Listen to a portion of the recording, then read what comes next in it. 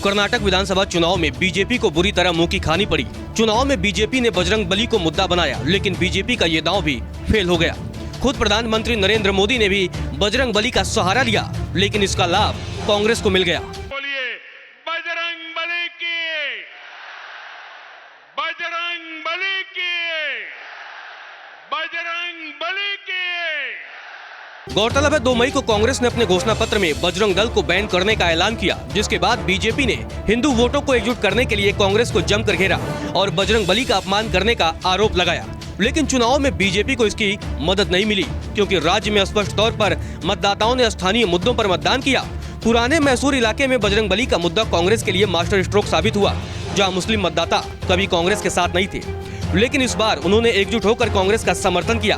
कांग्रेस नेताओं का कहना है कि बीजेपी ने तुष्टीकरण के आधार पर बजरंग दल का मुद्दा उठाया। ऐसे में कांग्रेस ने दक्षिणी कर्नाटक में मुस्लिम मतदाताओं को एकजुट करने के लिए कांग्रेस ने प्लान बनाया और उसमें कांग्रेस को सफलता भी मिली।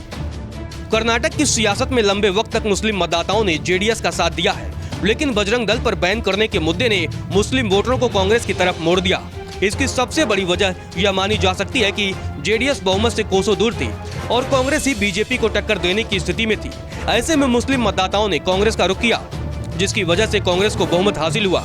बजरंग दल को कांग्रेस ने बैन करने का वादा किया तो जेडीएस ने अपने वफादार मुस्लिम बैंक को कांग्रेस के हाथों खो दिया। यही वजह रही कि दक्षिणी कर्नाटक में लगभग 30 सीटों पर कांग्रेस जीतने में कामयाब रही। पुराने मैसूर में कांग्रेस की बड़ी जीत की वजह यही रही।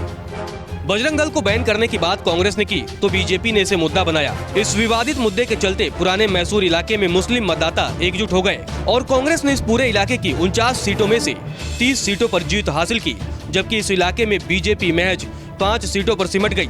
इसके अलावा अपने गढ़ में जेडीएस को महज 14 सीटें मिल पाई। 2018 के चुनाव में इस इलाके से जेडीएस को कुल 24 सीटें मिली थी, जबकि कांग्रेस ने 16 सीटों पर जीत हासिल की थी। इसके अलावा भारतीय जनता पार्टी को 9 सीटों पर जीत मिली थी। मतलब 2023 के चुनाव में कांग्रेस को इस इलाके से 14 सीटों की बढ़त मिली है, जबकि जेडीएस को 10 सीटों का नुकसान हुआ है। इसके अलावा भारतीय जनता पार्टी को 4 सीटों का घाटा हुआ है। पुराने इलाके में परंपरागत तौर से वोकागिस ने जेडीएस को वोट तो दिया है, जबकि मुस्लिम वोट जेडीएस और कांग्रेस के बीच बटे हुए हैं। लेकिन इस बार मुस्लिम मतदाताओं ने कांग्रेस को एक तरफा वोट दिया है, जिससे कांग्रेस को 14 सीटों का फायदा हुआ है। बजरंग दल को बैन करने के अलावा कांग्रेस ने 4% मुस्लिम आरक्षण को बहाल करने का वादा किया था, जिसे सत्ता में रहते हुए बीजेपी ने खत्म करने की कोशिश की थी, लेकिन बीजेपी सरकार के इस फैसले पर सुप्रीम कोर्ट ने रोक लगा दी। इसका भी लाभ कांग्रेस को मिला है। कांग्रेस के दिग्गज नेता और पूर्व मुख्यमंत्री सिद्धरामैया पुराने मैसूर के वरुणा सीट से चुनाव लड़ रहे थे। चुनाव में मुसलमानों ने सिद्धरामैया को अपने नेता के तौर पर स्वीकार लिया। देखा जाए तो बीजेपी ने भले ही चुनाव में बजरंग बली को मुद्दा बनाया, लेकिन उसका लाभ पार्टी को नहीं मिला। 2018 में सबसे बड़ी पार्टी बीजेपी 2023 के चुनाव में बुरी तरह हार गई।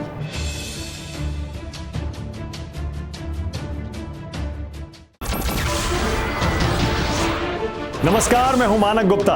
अगर आपको हमारा ये वीडियो पसंद आया हो तो इसे लाइक और शेयर जरूर करें, और हाँ, हमें सब्सक्राइब और फॉलो करना ना भूलें, ताकि आप देश और दुनिया की कोई खबर मिस ना करें।